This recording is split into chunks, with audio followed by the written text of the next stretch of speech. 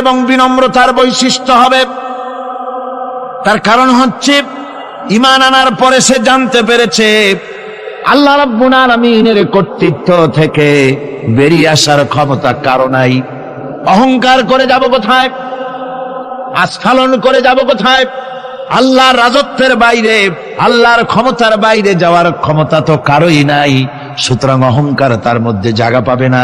আল্লাহ পাক দুনিয়ার সমস্ত মানুষের জিনকে পরিষ্কার করে বলেছেন, ইয়া মাশারাল জিন্নি ওয়াল ইনস ইন ইসতাতাতুম আন তানফুযু মিন আকতারিস সামাওয়াতি ওয়াল আরদ ফানফুযু লা তানফুযুনা ইল্লা বিসুলতান। হে পৃথিবীর মানুষেরা আর জেনেরা, যদি সম্ভব হয় আমার আকাশের নিচের থেকে জমিনের উপর থেকে বেরিয়ে যা, লা তানফু, বেরিয়ে যেতে পারবে না। আমি আকাশ এবং জমিন থেকে যদি সম্ভব করতে পারো বেরিয়ে যা। আর যদি কোনো আকাশ থাকে তার নিচে যা, আর যদি কোনো জমিন থাকে তার উপরে যাও। এমন দেশ যদি পাও যেখানে আমার আলো ছাড়া কোনো আলো আছে, আমার বাতাস ছাড়া কোনো বাতাস আছে, আমার চাঁদ সূর্য ছাড়া কোনো চাঁদ সূর্য আছে, যাও সেখানে। আল্লাহ রাব্বুল আলামিন বলেন নাই এরকম যাওয়ার কোনো উপায় নাই। আমি আল্লাহ রাব্বুল আলামিন আকাশ আর জমিন দিয়ে প্যাকেট করে রেখেছি, আটকায় রেখেছি। আমার রাজত্ব থেকে, আমার ক্ষমতা থেকে, আমার কর্তৃত্ব থেকে বেরিয়ে যাওয়ার ক্ষমতা কোনো মানুষের নাই, কোনো জেনের নাই, কোনো প্রাণীর নাই। সুবহানাল্লাহ। মানুষ হচ্ছে অহংকার কিসের হবে? তোমরা হচ্ছ ফকির। আল্লাহ পাক বলছেন ওয়াল্লাহুল গনিয়্যু ওয়া আনতুমুল ফুকারা। আল্লাহ হচ্ছেন গনি। আল্লাহ কি? গনি, বেনিয়াস, বেপরোয়া। ফাআলুল লিমা ইউরিদ, যা খুশি তাই করেন, কারো মুখাপেক্ষী তিনি নন। কোরআনে কারীমে রব্বুল আলামিন বলেছেন, নবী আপনি আমার ব্যাপারে, আমার গুণাবলীর ব্যাপারে বলুন। কুল হুয়াল্লাহ, ও আমার নবী আপনি বলুন আল্লাহ পাক এক এবং একক, তিনি নিরঙ্কুশ, তিনি বেনিয়াস, তিনি কারো মুখাপেক্ষী নন, তিনি কাউকে জন্ম দেন নাই, তাকেও কেউ জন্ম দেয়নি। আকাশ এবং জমিনে আল্লাহর সমকক্ষ কেউ নাই। তোমরা হচ্ছ ফকির আর আমি আল্লাহ হচ্ছে বেনিয়াস। লিল্লাহি মা ফিস সামাওয়াতি ওয়া মা ফিল আরদ, আকাশে যা আছে জমিনে যা আছে সব আল্লাহর। সব কার? আল্লাহ পাকের। সুতরাং কিসের অহংকার, কিসের মাতবাড়ি? মানুষ পেছনের কথা ভুলে যায়, মোটেই চিন্তা করে না। একটু আগে যারা ক্ষমতায় ছিল আজকে তারা ক্ষমতা হারা, আজকে যারা ক্ষমতায় এলো তারা আবার ক্ষমতা মস্তদে বসে দুনিয়ার সব বিপদ আপদ ভুলে যায়। কি করে আরো বেশি লুটপাট করা যায়, আরো বেশি মানুষকে শোষণ করা যায়, মানুষ এই চিন্তাই করে। অহংকারে, ক্ষমতার দর্পে ফেটে পড়ে, চিন্তা করে না পেছনের কথা। আল্লাহ রাব্বুল আলামিন বলেন, যারা নাকি মুমিন বান্দাদের বিনয় এবং বিনম্রতা তাদের মধ্যে সৃষ্টি হয়ে যাবে, তার কারণ হলো আল্লাহ পাক বলেছেন ওয়ালা তামশি ফিল আরদি মারহান ইন্নাকা লান তাখরিকাল আরদা ওয়া লান তাবলুগাল জিবালা তুলা। ওয়ালা তামশি ফিল আরদি মারহান, আমার জমিনের উপরে অহংকার করে পা ফেলো না। তুমি কি পারবে অহংকার করে আমার জমিনটাকে ফাটাই দিতে? কি বলেন, পারা যাবে? অহংকার করে জমিনের উপরে লাথি মারেন জোরে, জমিন ফাটবে? ফাটবে না, আপনার পা ছিঁড়ে যাবে। আপনি কি পারবেন অহংকার করে পাহাড়ের উচ্চতা লাফ দিয়ে ছাড়াই যেতে পারবেন? তাও পারবেন না। সুতরাং আল্লাহ পাকের উপরে ঈমান আনলে পরে তাদের মাথা এভাবে নত হয়ে যায়, অহংকার তাদের মধ্যে জায়গা পায় না। অহংকার কিসের অহংকার তোমার? মানুষ তার জন্মের কথা, কোরআনে কারীম বলে মানুষ কি তার জন্মের কথা স্মরণ করে না? তোমার তো এমন অবস্থা ছিল, দুনিয়ায় উল্লেখযোগ্য বিষয়বস্তু হিসাবে তুমি পরিগণিত ছিলে না। তুমি হচ্ছ, তোমার জন্মের উৎস কথা হচ্ছে এক ফোঁটা নাপাক পানি, এমন নাপাক পানি যা শরীর থেকে নির্গত হলে পরে গোসল করা ওয়াজিব হয়ে যায়। এমন এক ফোঁটা নাপাক পানি যার জন্মের উৎস, তার আবার অহংকার কিসের? পৃথিবীতে অহংকার যারাই করলো আল্লাহ পাক তাদেরকে ভালো করে দেখায় দিলেন। নমরুদকে দেখায়ছেন, ফেরাউনকে দেখায়ছেন, যুগের ছোট ছোট নমরুদ ফেরাউন যেখানে যেখানে খুদে খুদে ফেরাউন হয়েছে আল্লাহ সকলকেই দেখিয়ে দিয়েছেন, দেন নাই? দেখিয়ে দিয়েছেন। সুতরাং মাথা নিচু করে চলতে হবে, বিদ্যার বড়াই করা চলবে না। কত লেখাপড়া করেছো তুমি? এমএ পাস করেছো, তাতে কি হয়েছে? সবে মাত্র বর্ণবোধ পড়েছো, জ্ঞানের রাজ্যে পা ঢুকিয়েছো, এখনো কিছু শেখনি। টাইটেল পাস করেছো, তো কি হয়েছে? কদ্দুর শিখেছো? নিউটনের মতো মানুষ মৃত্যুর সময় বললেন, জ্ঞান সমুদ্রের বেলাভূমিতে দাঁড়িয়ে সামান্য বালু কণা নিয়ে নাড়াচাড়া করলাম, অথই সমুদ্রের কিছুই দেখতে পারলাম না। শেখ সাদি রহমতুল্লাহ আলাইহি ইন্তেকালের সময় বলেছেন, মালুম শোধ কি হিচ মালুম না শোধ। সারা জীবন সাধনা করে বুঝিলাম ইহা, যে কিছুই বুঝিলাম না। এগুলি হচ্ছে জ্ঞানীদের কথা। আর কোন রকম ইউনিভার্সিটির বারান্দা দিয়ে 3-4 দিন হাঁটছে, কয় যে সব বুঝি। কি বুঝছো? কয় দেয়ার ইজ নো গড, স্রষ্টা বলতে কেউ নেই। পাগল কি আর গাছে ধরে মিয়া? সুতরাং বিদ্যার বড়াই চলবে না, স্বাস্থ্যের বড়াই চলবে না, অর্থের বড়াই চলবে না। অর্থের বড়াই করবে, কত অর্থ তোমার হয়েছে? আল্লাহ যদি ইচ্ছে করেন ব্রেনের মধ্যে, মগজের মধ্যে এমন টিউমার করে দিবেন, মগজের মধ্যে এমন ক্যান্সার করে দেবেন, হার্টের ভিতরে এমন ক্যান্সার লাগায় দিবেন, 14 গোষ্ঠী বিক্রি করলে ঔষধের পয়সা হবে না। পারবে কিনা আল্লাহ কন? জোরে বলবেন পারবেন কিনা? এমন বহুত অসুখ আছে ডাক্তাররা বোঝেই না ঔষধ দেবে কি। হযরত ইউনূস আলাইহিস সালাম মাছে তারে গিলে ফেলে দিল, হতাশায় তিনি হার্ট ফেল করেন নাই। মাছের পেটের মধ্যে যদি কেউ চলে যায়, বেরিয়ে যাওয়ার জন্য কোনো ব্যাকডোর আছে নাকি কন? পালাবার কোন রাস্তা আছে? মাছের পেটের জানালা দরজা আছে কিছু? কিছুই নেই। তিনি হতাশ হলেন না, মাছের পেটের ভেতরে বসে হযরত ইউনূস আলাইহিস সালাম বুক ভরা আশা নিয়ে আল্লাহর দরবারে তিনি ঘোষণা করলেন, লা ইলাহা ইল্লা আনতা সুবহানাকা ইন্নী কুনতু মিনাজ জালিমিন। পড়েন না সবাই, লা ইলাহা ইল্লা আনতা সুবহানাকা ইন্নী কুনতু মিনাজ জালিমিন। হযরত ইউনূস আলাইহিস সালাম বললেন, আল্লাহ তুমি ছাড়া কোনো ইলাহা নাই, তোমার পবিত্রতা ঘোষণা করছি, আমি জালিমদের অন্তর্ভুক্ত হয়ে গেছি। তিনি যখন চিল্লাচ্ছিলেন, মাছির পেটের ভিতরে বসে যখন কাতরুক্তি করতেছিলেন, আল্লাহ বুঝি তখন শোনেন নাই সে কথা? কি বলেন? আল্লাহ বুঝি তখন তন্দ্রায় বা নিদ্রায় ছিলেন না? আল্লাহ পাক কি ঘুমান? তন্দ্রায় যান? লা তাখুযুহু সিনাতুন ওয়ালা নাওম। আল্লাহ রাব্বুল আলামিন বলেন, কোন তন্দ্রা বা নিদ্রা আল্লাহ রাব্বুল আলামিনকে স্পর্শ করে না। হযরত ইউনূস আলাইহিস সালাম যখন মাছের পেটের ভিতরে বসে চিৎকার মারলেন, আল্লাহ পাক বলেন, ইউনূস রে, তোমার ওই ডাক কেউ শোনে নাই, দুনিয়ার কোন রাজা বাদশাহ শোনে নাই, দুনিয়ার কোন বন্ধু বান্ধব তোমার শোনে নাই, কিন্তু আমি তোমার আরশের মালিক, আমি রব্বুল আলামিন শুনেছি। শুধু শুনি নাই, সঙ্গে সঙ্গে জবাব দিয়ে দিয়েছি।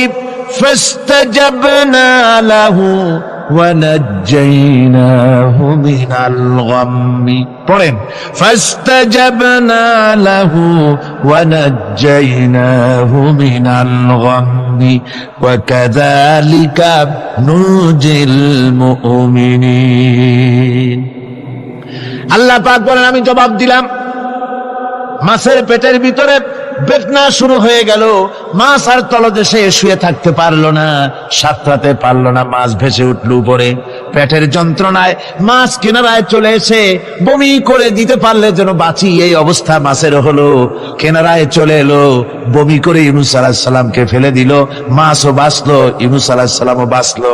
আল্লাহ রাব্বুল আলামিন বলেন, মুমিনেরা শোনো, শুধু ইউনূসকে নয়, ওয়া কাযালিকা নুজিল মুমিনিন, এইভাবে করে মুমিন বান্দারা যদি আমাকে ডাকে, আমার কাছে যদি হাত ফাইলায়, আমি আল্লাহ রব্বুল আলামিন মুমিনদের এভাবে বিপদ মুক্ত করে দেই। আল্লাহ পাক বিপদ মুক্ত করে দেন। ওয়া ইয়াত্তাকিল্লাহা ইয়াজআল লাহু মাখরাজা, আল্লাহকে যে ভয় করে আল্লাহ তার জন্য রাস্তা খুলে দেন। জোরে কোন সুবহানাল্লাহ। আল্লাহ পাক বলেন, বান্দা যখন আমাকে ডাকে, আমি বান্দার একদম নিকটে, তার ঘাড়ের চাইতেও নিকটে। ওয়া নাহানু আকরাবু ইলাইহি মিন হাবলিল ওয়ারিদ, আমি আমার বান্দার সারা যে রগের উপরে তার মাথা, এর থেকেও আমি আমার বান্দার বেশি নিকটে। সুবহানাল্লাহ পড়েন। আমি তোমার কাছে, আমার কাছে মাপ চাও, যত বড় গুনাহ হোক।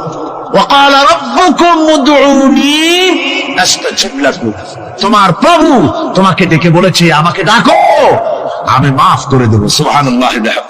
কত বড় কথা, আমাকে ডাকো, নিরাশ হয়েও না, হতাশ হয়েও না। আল্লাহর গজব বেশি না রহমত বেশি? আল্লাহর রহমত বেশি। হাদিসে কুদসির ভিতরে এসেছে, আল্লাহ পাক বলেছেন, কোন বান্দা যদি আমার দিকে এক বিগত অগ্রসর হয়, আমার রহমত তার দিকে এক হাত এগিয়ে যায়। কোন বান্দা যদি আমার দিকে হেঁটে আসে, আমার রহমত তার দিকে দৌড়ে যায়।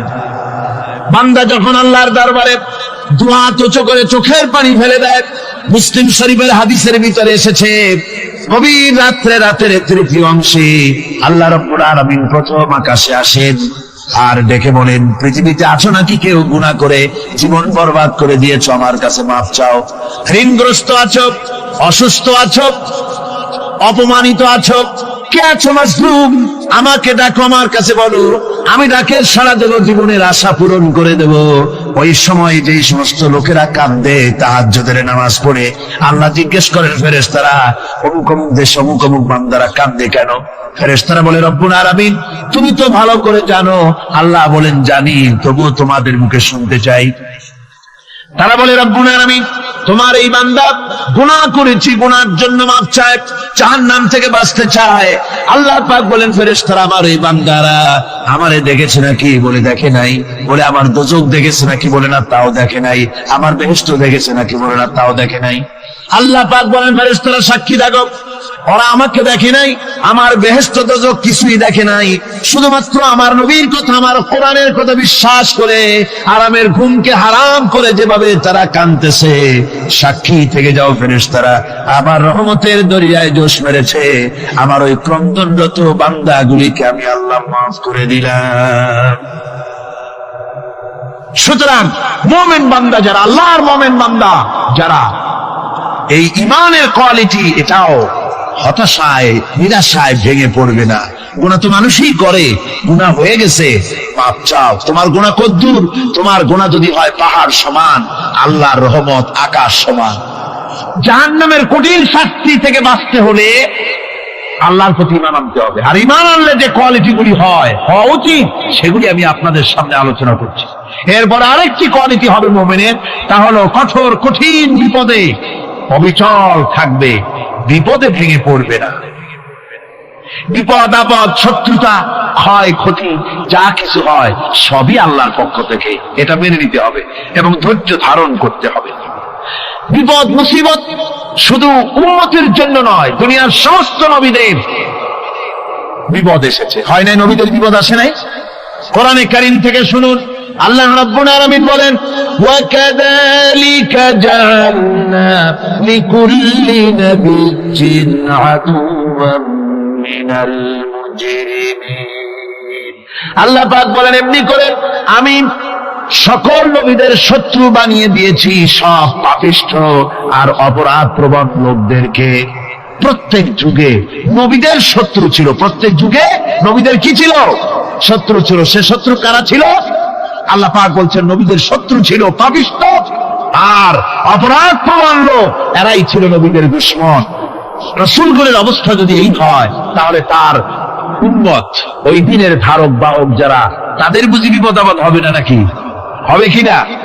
তো ইসলামের বিরোধিতা যারা করে, কোরআনের পরিভাষায় বলা হয়েছে ইসলামের দুশমন, নবীদের দুশমন। দুনিয়ার সব পাপিষ্ঠ আর অপরাধ প্রবণ লোকেরাই ইসলামের দুশমন হয়, নবীদের দুশমন হয়। আজও দেখেন, আজও তাকিয়ে দেখেন, ইসলামী আন্দোলনের বিরোধিতা যারা করে তারা পাপিষ্ঠ চরিত্রের কিনা তাকায় দেখেন, খুঁজে দেখেন, সর্বত্র খুঁজে দেখুন, খুঁজে দেখুন। যারা ইসলামী আন্দোলনের বিরোধিতা করে, যারা ইসলামকে মিটিয়ে দেওয়ার চেষ্টা করতেছে, যারা ইসলামকে মৌলবাদ বলে, ইসলামকে সাম্প্রদায়িক বলে, কোরআনে কারীমের কথা কত স্পষ্ট যে নবীদের দুশমন হয়, ইসলামের দুশমন হয় মুজরিম লোকেরা, অপরাধ প্রবণ আর পাপিষ্ঠ লোকেরা। আজও আমরা দেখতে পাই এই শ্রেণীর লোকেরা পাপিষ্ঠ এবং সবচাইতে সমাজের নিকৃষ্ট ধরনের চরিত্রহীন লোক। নামাজ নাই। আপনি খুঁজে দেখেন ইসলামী আন্দোলনের বিরোধিতা যারা করছে, যারা নেতৃত্ব দিচ্ছে, নামাজ নাই, রোজা নাই, চরিত্র নাই, হজ নাই, যাকাত নাই, মদ, জুয়া, জেনা, ব্যভিচার ইত্যাদিতে লিপ্ত। চেহারা দেখলে ছেলেপেলেরা 2 গ্লাস পানি খায়, ভর ছুটে। কথা ঠিক কিনা কয়? এই হলো অবস্থা। মারে কেন? মুমিনদেরকে, পয়গম্বরদেরকে, সাহাবীদেরকে এবং ঈমানদারদেরকে মারে কেন? তার কারণ হচ্ছে আল্লাহ রাব্বুল আলামিন বলেছেন, ওয়া মা নাকামু মিনহুম ইল্লা আইয়ুমিনু বিল্লাহিল আজিজিল হামিদ। কাফিররা ঈমানদার লোকদেরকে অন্য কোন অপরাধী নির্যাতন চালায় না, নির্যাতন চালায় শুধু এই কারণে যেহেতু মুমিন লোকেরা পরাক্রমশালী, আল্লাহ রাব্বুল আলামিনের দ্বীনকে কায়েম করতে চায়, তার উপরে ঈমান এনেছে, এই কারণেই তারা মারে। ঠিক কিনা কর? যুগে যুগে নবীদের উপরে, সাহাবীদের উপরে যে অত্যাচার হয়েছে, সেই অত্যাচার এই কারণেই হয়েছে, অন্য কোনো কারণে নয়। এই কঠিন বিপদে অবিচলতা এবং ধৈর্যের দৃষ্টান্ত নবীগণ পেশ করেছেন পৃথিবীর বুকে। আমরা দেখেছি ইব্রাহিম আলাইহিস সালামকে আগুনে ফালানো হয়েছে, আছে না কোরআন শরীফে? আমি কিন্তু গল্প করতেছি না, সব কোরআনের কথা। কিসের কথা? ইব্রাহিম আলাইহিস সালামকে আগুনে ফালানো হচ্ছে। অপরাধ কি? অপরাধ হচ্ছে হযরত ইব্রাহিম আলাইহিস সালাম দাওয়াত দিয়েছেন, লা ইলাহা ইল্লাল্লাহ। জোরে পড়েন, লা ইলাহা ইল্লাল্লাহ, লা ইলাহা,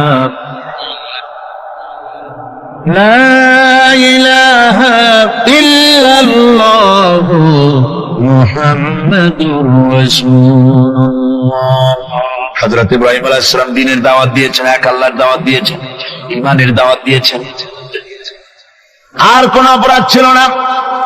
নমরুদ সহ্য করতে পারল না। কোরআনে কারীমের মধ্যে সব কথাগুলি আল্লাহ পাক এই জন্য বিধৃত করেছেন, এই জন্য কোরআনে কারীমের মধ্যে সব কথা উঠায় দিয়েছেন, যাতে করে মুমিনেরা বিপদ আসলে পরে যেন ঘাবড়ে না যায়। ইব্রাহিম আলাইহিস সালামকে আগুনে ফালানো হচ্ছে। ফেরেশতা বলছে, ইব্রাহিম তোমার আগুনে ফালায় দেওয়া হতেছে, আমার কাছে সাহায্য চাও, আমার কাছে ক্ষমতা আছে, আগুনগুলো উঠে নমরুদের বংশ জ্বালায় দেব। হযরত ইব্রাহিম ফেরেশতার কাছে সাহায্য চাইছিলেন নাকি? তিনি বললেন, ফেরেশতা তোমার কাছে সাহায্য কেন চাইব? আমি তো এমন কোন অন্ধ আল্লাহর ইবাদত করি না যেই অন্ধ স্রষ্টা তার গোলামের দুঃখ দুর্দশা না দেখেন। আমি তোমার কাছে সাহায্য চাইব না। হযরত ইব্রাহিম আলাইহিস সালাম পাশ করলেন। কি বলেন, পাশ করছেন না? ঈমানের পরীক্ষায় পাশ। আগুনের মধ্যে হযরত ইব্রাহিমকে যখন ফেলানো হচ্ছে, রব্বুল আলামিন আগুনের প্রতি নোটিশ করে দিলেন, ইয়া নারু কুনি বারদাও ওয়া সালামান আলা ইব্রাহিম। আগুন আমার ইব্রাহিমের জন্য শান্তিদায়ক, ঠান্ডা হয়ে যা। এখন কি আর আগুনের বাপের ক্ষমতা আছে ইব্রাহিমকে পোড়ানো? আর ক্ষমতা নাই। আমার বন্ধুগণ, ইব্রাহিম আগুনের ভিতরে আরামে বসা আছেন, আর ওদিকে নমরুদ বসে বসে দেখতেছে দূর থেকে। ইব্রাহিম তো জ্বলে না, গায়ের মধ্যে আগুন জ্বলে গেল। ডাক দিয়া কয়, আগুন তোর হলো কি? কেন জ্বালাইতে পারিস না আমার দুশমন রে? হলোটা কি তোর? তোর কি জ্বালানো শক্তি বন্ধ হয়ে গেল নাকি? আগুনের ভিতর থেকে জবাব এলো, নমরুদ রে, আমার ভিতরে জ্বালানো শক্তি আছে কি নাই যদি প্রমাণ করতে চাও, টেস্ট করতে চাও, তুই নিজে আয়, তোরে শুদ্ধ তামাম দুনিয়া জ্বালাই দিতে পারি, ইব্রাহিমের এক গাছা পশম জ্বালাই দিতে পারি না। তার কারণ হচ্ছে আমি হচ্ছি মাখলুক, আল্লাহ হচ্ছেন খালিক। আল্লাহ আমাকে বলেছেন না জ্বালাতে, তুমি 1000 বার বললেও আমি ইব্রাহিমকে জ্বালাইতে পারবো না। কোরআনে কারিমে ঘটনা বলে মুমিনদেরকে সাহস দেওয়া হচ্ছে, মুমিনেরা দ্বীনের কাজ করতে গিয়ে বিপদ আবাজ আসবে, ইমানের দাবি হলো বিপদ আসবে, আর বিপদ আসলে ঘাবড়ায় যেও না, মুসিবতে পড়ে চিন্তায় পেরেশানে হয়রান হয়ে যেও না। বিশ্বকবি আল্লামা ইকবাল কি সুন্দর করে বলেছেন, আজ ভি হোক জু ইব্রাহিম কা ইমা पैदा आप कर सकती है एक अंदाज गुलिस्तां पैदा। ইব্রাহিমের ইমান যদি আজিও কোথাও হয় বিদ্যমান, করতে পারেন অগ্নিকুণ্ডে খুবসুরত এক গুলিস্তান। আজও যদি আগুনের ভিতরে কোন নমরুদ কোন ইব্রাহিমকে যদি ফেলে দেয়, আল্লাহ রাব্বুল আলামিন আজও আগুনকে ফুলের বাগান বানায়া দিবেন। সুবহানাল্লাহ। ভয় পাওয়ার কারণ নাই, চিন্তা করার কোনো কারণ নাই। আমার বন্ধুগণ, হযরতে হুদ আলাইহিস সালামকে যখন সমাজের লোকেরা, রাষ্ট্রের লোকেরা ঘিরে ফেলে দিল, সমাজ শক্তি, রাষ্ট্র শক্তি যখন তাকে ঘিরে ফেলে দিল, ষড়যন্ত্রের পাহাড় তুলে দিল, তারে মেরে ফেলে দিবে, হযরত হুদ দেশ থেকে পালায় গেলেন না, ভয় পেলেন না। হযরতে হুদ আলাইহিস সালাম বললেন, কোরআনে কারিমে হযরত হুদের কথা কোট করা হলো, ফাকিদুনি জামিআন সুম্মা লা তুযিরুন। সম্মিলিতভাবে ষড়যন্ত্র করো আমার বিরুদ্ধে, সবাই মিলে ষড়যন্ত্র করো, সুম্মা লা তুযিরুন, আর আমাকে এতটুকু অবকাশ তোমরা দিও না। ইন্নী তাওয়াক্কালতু আলাল্লাহি রাব্বি ওয়া রাব্বিকুম, আমি ভরসা করেছি সেই আল্লাহর উপরে, যার কুদরতি হাতের ভেতরে, যিনি আমাদের রব তোমাদেরও রব, আর যার কুদরতি হাতের ভিতরে তামাম পৃথিবীর জানগুলি যার হাতে, সে আল্লাহর উপরে ভরসা করেছি। ষড়যন্ত্র যদ্দূর আছে করতে থাকো, আমি ষড়যন্ত্র পরোয়া করি না। সুবহানাল্লাহ। এটাই হলো মুমিনের কোয়ালিটি। শুধু ঈমান, লা ইলাহা ইল্লাল্লাহ মুহাম্মাদুর রাসূলুল্লাহ, গরুর গোশত খাই, আর রবিউল মাস আসতে পরে ইয়া নবী সালাম আলাইকা, ইয়া রাসূল সালাম আলাইকা, তারপরে গরম গরম জিলাপি আর রসগোল্লা খাইলাম খুব বেশি করিয়া, এর নাম মুমিন নয়। মুমিন হচ্ছে তার চলায় ফেরায়, ওঠায় বসায় সাহসিকতার এক আন্দাজ তৈরি হবে সে। আমার ভাইয়েরা, বিপদে অবিচলতা আমাদেরকে পয়গম্বরেরা শিক্ষা দান করেছেন। আমরা দেখতে পেয়েছি বিশ্বনবী জনাবে মুহাম্মদুর রাসূলুল্লাহ সাল্লাল্লাহু আলাইহি ওয়াসাল্লাম হিজরতের রাত, কাফেরেরা চতুর্দিকে দাঁড়ানো, হযরত জিবরাইল এসে বলেন, ইয়া রাসূলুল্লাহ, কাফেরেরা চতুর্দিকে ঘিরে দাঁড়িয়েছে, গভীর রাত, এখন হাতে তাদের তরবারি, সকাল হলে পরেই তারা আপনাকে মেরে ফেলে দিবে, তাড়াতাড়ি ওঠেন, মদিনার দিকে চলে যান। আল্লাহ নবী ঘুমের থেকে জেগে হযরত আলীকে ডেকে বলেন, আলী, আল্লাহ অর্ডার করেছেন আমি মদিনায় চললাম, আমার বিছানার পরে আমার চাদর গায়ে দিয়ে শুয়ে থাকো। হযরত আলী বলেন, আল্লাহর হাবিব, আপনার চাদর গায়ে দিয়ে ঘুমিয়ে থাকবো, সকালবেলায় কাফির বেঈমানেরা আপনার বিছানার পরে আপনার চাদর গায়ে দেওয়া অবস্থায় আমি আলীকে তারা মুহাম্মদ মনে করবে, আর আমি আলীকে নবী মনে করে তারা তাদের তরবারি দিয়া কেটে কেটে টুকরা টুকরা করে আমারে বিদায় করে দেবে দুনিয়া থেকে। এতটুকু পরোয়া করি না, বরং আমার দিলের মধ্যে এটাই তৃপ্তি থাকবে যে আমি আলীর জীবনের বিনিময় আল্লাহর হাবিব দুনিয়ায় বেঁচে আছে। যে ব্যক্তি বিদ্রোহ করেছে এবং দুনিয়ার জীবনকে অগ্রাধিকার দিয়েছে, তার জায়গা হচ্ছে জাহান্নাম। জোরে বলেন নাউজুবিল্লাহ। যে ব্যক্তি আল্লাহর সঙ্গে বিদ্রোহ করেছে আর পরকালের জন্য পাথর জোগাড় করে নাই, দুনিয়াকে অগ্রাধিকার দিল, পরকালকে ভুলে গেল, তার জায়গা হলো জাহান্নাম। وَأَمَّا مَنْ خَافَ مَقَامَ رَبِّهِ ونهى النفس عن الهوى فإن الجنة هي المأوى। আর যে ব্যক্তি আপন প্রভুর সামনে উপস্থিত হকে ভয় করেছে এবং আপন প্রবৃত্তিকে লালসা মুক্ত করেছে, লালসার হাত থেকে রক্ষা করেছে, আল্লাহ রব্বুল আলামিন কিয়ামতের দিন তার জন্য রেখে দিয়েছেন জান্নাত। তার জন্য কোন জায়গা? জান্নাত। আমাদেরকে পরকাল ভিত্তিক জীবন যাপন যদি করি তাহলে কবরের জবাবগুলি খুব আসান হবে। আর যদি পরকাল ভিত্তিক জীবন যাপন না হয় কবরটা মুসিবত হয়ে যাবে। হযরত ওসমান রাদিয়াল্লাহু তাআলা আনহু কবরের কাছে গিয়ে খুব কাঁদতেন।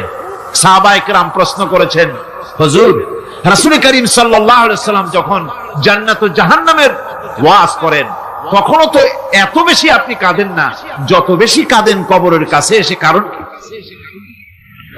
হযরত ওসমান রাদিয়াল্লাহু তাআলা আনহু বলতেন, আমার সাথীরা, আমি আমার হাবিবের কাছে, আল্লাহ রাব্বুল আলামিনের রাসূলের কাছে আমি শুনেছি এই কবরটাই হলো প্রথম স্টেশন, এই কবরটাই হলো প্রথম ইমিগ্রেশন কাউন্টার। এই জায়গায় যদি কেউ ধরা পড়ে যায়, কারো যদি চার্জশিট হয়ে যায়, সব জায়গায় ধরা পড়ে যাবে, হাসরে মিজানে সিরাতে কোনো জায়গায় নাজাত পাবে না। আর এই কবরটা যদি কেউ মুক্তি পেয়ে যায়, মিজান সিরাত হাসর সব জায়গা থেকে আল্লাহ তারে ভালোভাবে পার করে দিবেন। এটা হলো আসল জায়গা, মারাত্মক জায়গা, খুব মারাত্মক জায়গা। আমি এটাকে ইমিগ্রেশন কাউন্টার বলেছি আমার ভাষায়। ইমিগ্রেশন কাউন্টার যারা বিদেশ ভ্রমণ করেছেন তারা জানেন। লন্ডন যাবেন, আমেরিকা যাবেন, সৌদি আরব যাবেন, যে কোনো বিদেশে যাবেন, গেলেই পাসপোর্ট তারা দেখবে। পাসপোর্টে আপনার ন্যাশনালিটি কোনটা সেটাই তারা জানতে চাইবে। আপনি কোন দল করেন এটা তারা জানতে চাইবে না। আপনি কোন ভাষায় কথা বলেন তাও তাদের জানার দরকার নেই। প্রথমেই তারা আপনার ন্যাশনালিটি দেখবে, আপনার আইডেন্টিটি কি তারা জানতে চাইবে। তারপরে যদি স্যাটিসফ্যাক্টরি হয় আপনাকে ভিসা দিয়ে ভেতরে ঢোকবার ব্যবস্থা করে দেবে। আর যদি তারা স্যাটিসফাইড না হয় তাহলে আপনাকে মেহমানখানায় ঢুকানো হবে গ্রেফতার করে। কবর হচ্ছে এ ধরনের একটি ইমিগ্রেশন কাউন্টার। কবরের ভিতরে মানুষ যখনই রাখা হবে সঙ্গে সঙ্গে দুজন ফেরেশতা আসবে। কবরের কাছে যারা এসেছিল দাফন হয়ে যাওয়ার পর এই লোকগুলি 40 কদম যেতে যতক্ষণ লাগে এর মধ্যেই দুজন ফেরেশতা এসে যাবে, এসে জিজ্ঞেস করবে, মান রব্বুকা, তুমি কোন দল করতে? ওটা তাদের জানার দরকার নেই। চাকরি কিসে করতেন ওটা জানার দরকার নেই। ব্যবসা করতেন না চাকরি করতেন প্রয়োজন নেই। প্রথমেই জিজ্ঞাসা করা হবে ন্যাশনালিটি, প্রথমেই জিজ্ঞাসা করা হবে তার ন্যাশনালিটি সম্পর্কে, তার আইডেন্টিটিটা কি, এবং সেটাকে সত্যায়িত করার জন্য, বোঝার জন্য 3টি প্রশ্ন। প্রথম প্রশ্ন, মান রব্বুকা ওয়া মা দীনুকা ওয়া মান নাবিয়্যুকা, তোমার রব কে, তোমার দিন কি, তোমার নবী কে। যদি এই ব্যক্তি বেঈমান হয়, মুনাফিক হয়, সে বলবে হায় হাতা লা আদরি, হায় হাতা লা আদরি, জানি না আমার রবকে, আমি জানি না। তোমার দিন কি, দিন কারে কয় বুঝি না। এরপরে আল্লাহর নবী জনাবে মুহাম্মদ রাসূলুল্লাহ সাল্লাল্লাহু আলাইহি ওয়াসাল্লাম কে দেখানো হবে, বলা হবে মা কুনতা তাকুলু ফি হাদার রাজুল, এই ব্যক্তি সম্পর্কে তোমার ধারণা কি নিকে? বলবে আমি চিনি না। নাউযুবিল্লাহ। বাস, এরপরে তার যা হবার তাই শুরু হয়ে যাবে। আর যদি বান্দাটা মুমিন হয়, প্রশ্ন করা হবে মান রব্বুকা, জবাব দেবে রব্বি আল্লাহ, আমার রব আল্লাহ রাব্বুল আলামিন। ওয়া মা দীনুকা, দীনুনা ইসলাম, আমার দিন হচ্ছে ইসলাম। এরপরে আল্লাহর নবীকে দেখানো হবে। কয়েক রকমের বর্ণনা আছে, কোন বর্ণনায় আছে হুজুরের আকারে দেখানো হবে, অথবা রাসূলকে সরাসরি দেখানো হবে। বলা হবে মা কুনতা তাকুলু ফি হাদার রাজুল, এই লোকটি সম্পর্কে ধারণা কি? মুমিন ব্যক্তি বলবে হাদা নবিয়ুনা মুহাম্মাদুর রাসূলুল্লাহ সাল্লাল্লাহু আলাইহি ওয়াসাল্লাম, ইনি আমার তো সেই নবী মুহাম্মাদুর রাসূলুল্লাহ সাল্লাল্লাহু আলাইহি ওয়াসাল্লাম। আমরা যেন এই রকমের জবাব দিতে পারি, আল্লাহ কবুল করো। সকলে জোরে বলেন আমিন। জবাব হয়ে যাওয়ার পর গায়ব থেকে আওয়াজ আসবে, ফাফরিশু বিল জান্নাতি ওয়ালবিসু বিল জান্নাহ। ও আমার ফেরেশতারা, আমার এই বান্দাকে জান্নাতের পোশাক পরায়া দাও আর কবরটাকে জান্নাতের বিছানা বিছায়া দাও। জান্নাতের পোশাক পরায় দাও, জান্নাতের বিছানা বিছায়া দাও। ইলা মাদ্দা বাসারিহি, তার চোখের দৃষ্টি যতদূর যায় কবরটা ততটা প্রশস্ত করে দাও। এরপর বেহেশতের পোশাক পরাইয়া বেহেশতের বিছানা বিছায়া ফেরেশতা বলবে নম কানাউমুল উরুস, ঘুমিয়ে যাও। দুলামিয়া যেমন বাসর সজ্জায় নতুন বউ নিয়ে আরামে ঘুমায়, এরকম আরামে ঘুমায় যাও। ইলা ইয়াউমিল কিয়ামা, কিয়ামত পর্যন্ত ঘুমায় আরামে ঘুমিয়ে থাকবে। এরপরে সিংগায় ফুৎকার হবে, সিংগার ফুৎকারের আওয়াজে তার ঘুম ভেঙে যাবে। বলবে ইয়া ওয়াইলানা মান বাআথানা মিন মারকাদিনা, হায় আফসোস, আমার এত আরামের ঘুম থেকে কে আমাকে জাগ্রত করলো, আমার ঘুমটারে নষ্ট করলো কে? আওয়াজ আসবে হাদা মা ওয়াদার রহমান ওয়া সাদাকাল মুরসালুন, এটা হচ্ছে রহমানের সেই ওয়াদা, আর মুরসালিনরা নবীরা সত্য কথাই বলেছিলেন, সেই কিয়ামত অনুষ্ঠিত হচ্ছে। আমার বন্ধুগণ,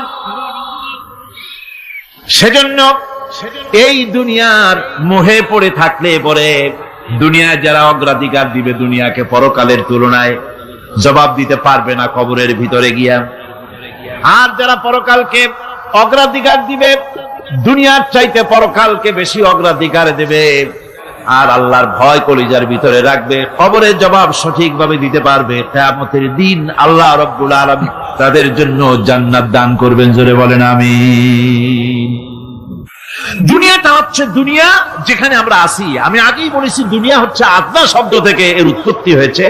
তুচ্ছ, নিকৃষ্ট, এটার দাম নাই, এটার মূল্য নাই।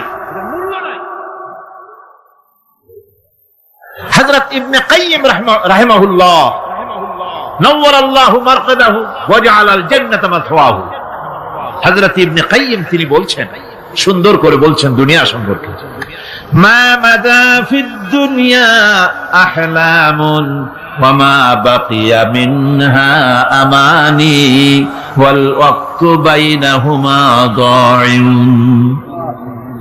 মা মাদা ফিদ দুনিয়া আহলামুন, জীবনের যে অংশ ফেলে এসেছি সেটা আজ একটা স্বপ্ন।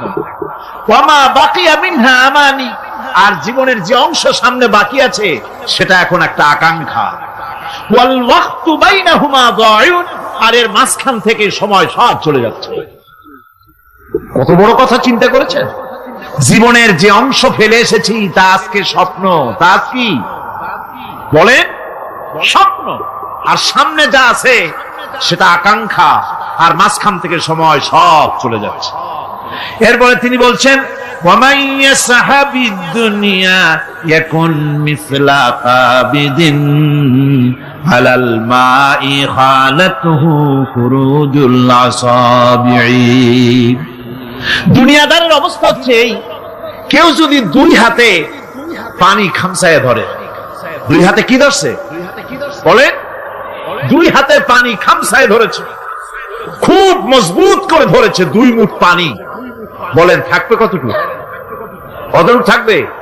1 ফোঁটাও থাকবে না, কারণ তার আঙ্গুলের ফাঁক তার সাথে খেয়ানত করবে, আঙ্গুলের ফাঁক দিয়া পানিগুলি সব বেরিয়ে চলে যাবে। সুতরাং দুনিয়া যারা চায় তারা ঠিক পানি খামসায় ধরলে পানি যেমন হাতের ভেতর থেকে খেয়ানত করে চলে যায়, যারা দুনিয়া চায় দুনিয়াও তাদেরকে এভাবে ফাঁকি দিয়ে চলে যায়। তবুও দুনিয়ার মায়া মানুষের এত বেশি। আল্লাহর নবী বলেন লাউ কানা লি ইবনি আদামা ওয়াদিন মিন যাহাবিন লাহাব্বা ইয়াকুনা লাহু সারিন, এই পৃথিবীতে যদি কাউকে একটা মাঠ ভরে যদি সোনা দেওয়া যায়, লোকটা বলবে রব্বুল আলামিন, আমি যদি আরেকটা মাঠ এরকম সোনা ভরা পেতাম, দ্বিতীয় আরেকটা মাঠ দেওয়া হলে আবার বলবে যদি তৃতীয় আরেকটা মাঠ সোনা ভরে যদি পেতাম। নবীজি বলেন ওয়ালা ইয়ামলাউ জাওফু ইবনু আদামা ইল্লা তুরাব, মানুষের পেট 3.5 হাত মাটি ছাড়া, কবরের মাটি ছাড়া মানুষের পেট ভরবে না। আরো চাই, আরো চাই, চাওয়ার কোনো শেষ নাই। মানুষ এভাবে করে দুনিয়ার মহব্বতে এমনি পাগল হয়ে যায়, শুধু দুনিয়ার মহব্বত, পরকালকে বেমালুম ভুলে যায়।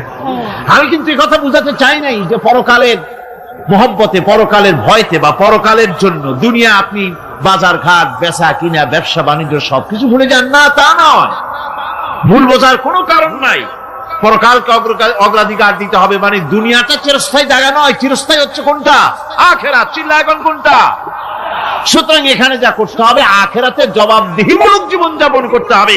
আপনি ব্যবসা করবেন, ওজনে কম দিতে পারবেন না, আপনি খাদ্যে ভেজাল দিতে পারবেন না, চুরি করতে পারবেন না, ডাকাতি করতে পারবেন না, জেনা করতে পারবেন না, বদমাশি করতে পারবেন না, মদ খেতে পারবেন না, সন্ত্রাসী হতে পারবেন না, হাইজাকার হতে পারবেন না, চাঁদাবাজ হতে পারবেন না, মুনাফাখোর হতে পারবেন না, আপনি সোনা কারবারি হতে পারবেন না, ঘুষখোর হতে পারবেন না, সুদখোর হতে পারবেন না। এই সব কাজ পরকালকে বিশ্বাস করলেই এ সমস্ত কাজ থেকে মানুষ বিরত থাকতে পারে। কথা ঠিক কিনা? এটাই হচ্ছে। সুতরাং এই পৃথিবী থাকবে না, এটা কি চিরকাল থাকবে? না, এর একটা পরিসমাপ্তি ঘটবে। যেমন করে সারা বছর লেখাপড়া করার পর কলেজে, বিশ্ববিদ্যালয়, মাদ্রাসায়, হাই স্কুলে, সব জায়গায় সারা বছর লেখাপড়া করার পর যেমন পরীক্ষা দেওয়ার একটা দিন আসে, সারা বছর ব্যবসা করার পর হিসাব নিকাশ করার যেমন একটা সময় আসে, সারা মাস চাকরি করার পর বেতন পাওয়ার যেমন একটা দিন আসে, সারা জীবন চাকরি করার পর পেনশন পাওয়ার যেমন একটা সময় আসে, অনুরূপ ভাবে এই দুনিয়া যেদিন শেষ হয়ে যাবে, আল্লাহ নির্ধারিত সময় শেষ হয়ে যাওয়ার পর একটা সময় আসবে যখন আল্লাহ রব্বুল আলামিন সব শেষ করে দিবেন, লন্ডভন্ড হয়ে যাবে, কিছুই থাকবে না। কোরআনে কারিমে আল্লাহ সব বলেছেন, কোরআনে সব আল্লাহ বলে দিয়েছেন। আল্লাহ পাক বলেন এই পৃথিবীর সব কেমন ভাবে ধ্বংস হবে তার চিত্র আল্লাহ পাক কোরআনে কারিমে তুলে ধরেছেন। ইদাস সামাউ ফাতারাত ওয়া ইদাল কাওয়াকিবু তাসারাত ওয়া ইদাল বিহারু ফুজ্জিরাত ওয়া ইদাল কুবুরু বু'সিরাত।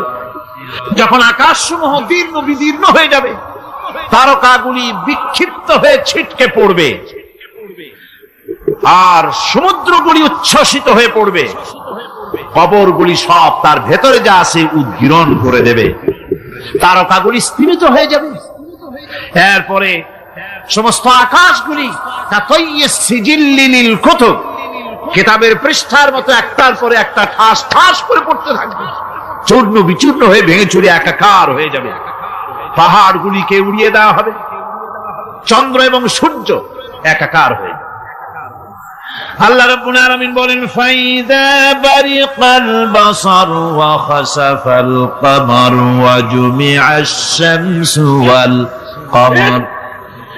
চক্ষু যখন বিস্ফারিত হয়ে যাবে, চাঁদ যখন তার আলো হারিয়ে ফেলবে, সূর্য যখন তার আলো হারিয়ে ফেলবে, চাঁদ আর সূর্য সব একাকার হয়ে যাবে, সেই সময়ের অবস্থাটা কি চিন্তা করো।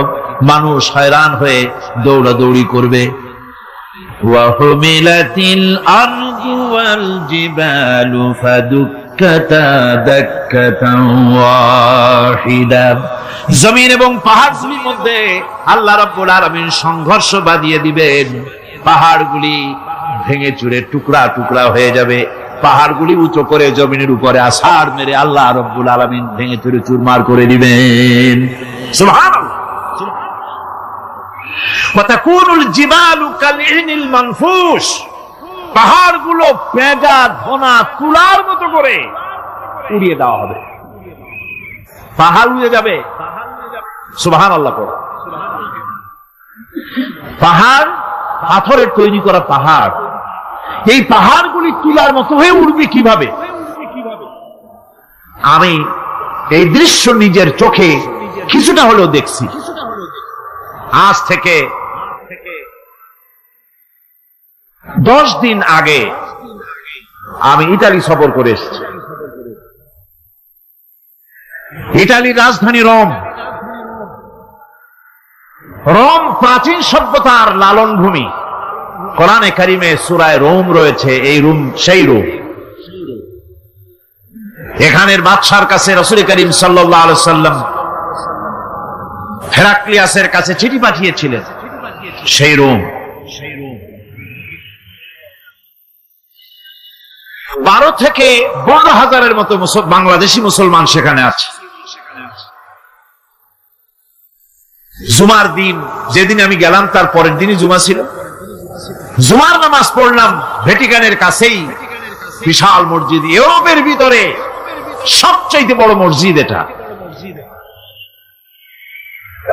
রোম ইসলামের দুশমনদের রাজধানী। সেইখানে যখন আযান হচ্ছে আশহাদু আন্না মুহাম্মাদার রাসূলুল্লাহ, আমার অনুভূতির কথা আপনাদেরকে বোঝাতে পারবো না, কি অনুভূতির সৃষ্টি হয়েছে আমার ভেতরে। ভ্যাটিকানের পোপ এক পাশে, কিছু দূরেই ভ্যাটিকান। ওটা হচ্ছে গোটা পৃথিবীর সমস্ত খ্রিস্টানদের কাবা, ভ্যাটিকান।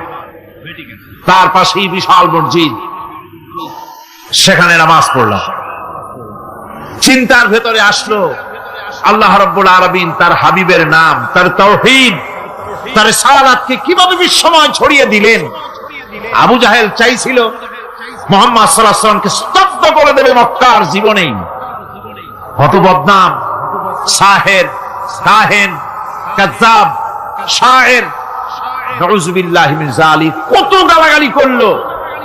আর আল্লাহ শোনালেন, হাবিব চিন্তার কোনো কারণ নাই, ওয়ারাফা'না লাকা যিকরাক, আমি আপনার প্রশংসা বিশ্বময় ছড়িয়ে দেব। সুবহানাল্লাহি ওয়া বিহামদিহি। রোম প্রোগ্রাম শেষ করে আমাকে তারা নিয়ে গেল, যেটা আমি বলছি সফর কাহিনী শোনাবার সময় এটা না, যেহেতু এর সঙ্গে প্রাসঙ্গিক সেজন্য বলছি। পাহাড় কেমনে তুলার মতো হয়ে উঠবে তার নজির দেখেছি। রোম শহর থেকে 300 মাইল দূরে, 300 কিলোমিটার দূরে নেপোলিয়ান বোনাপার্ট তার বাড়ি, এবং ওটা তার নামে একটা প্রভিন্স। ভূমধ্য সাগরের পারে ভিসুভিয়াস, পৃথিবীর সবচাইতে বড় আগ্নেয়গিরি। সেটা দেখাতে নিয়ে যাওয়া হলো আমাকে, যে পাহাড়টা পৃথিবীর মাটি থেকে তার চূড়া হচ্ছে 3 মাইল উঁচু। এর 2 মাইল গাড়িতে করে ঘুরে ঘুরে যাওয়া যায়, এরপর আর গাড়িতে যাওয়া যায় না, বাকিটুকুন যেতে হবে হেঁটে হেঁটে। পাহাড়ের উপরে অক্সিজেন কম, বেশ কষ্ট হচ্ছিল উঠতে। জীবনে প্রথম পাহাড়ে চড়েছি, জাবালে নূর, রাসূল করিম সাল্লাল্লাহু আলাইহি সাল্লামের উপরে যেখানে ওহী হয়েছিল সর্বপ্রথম।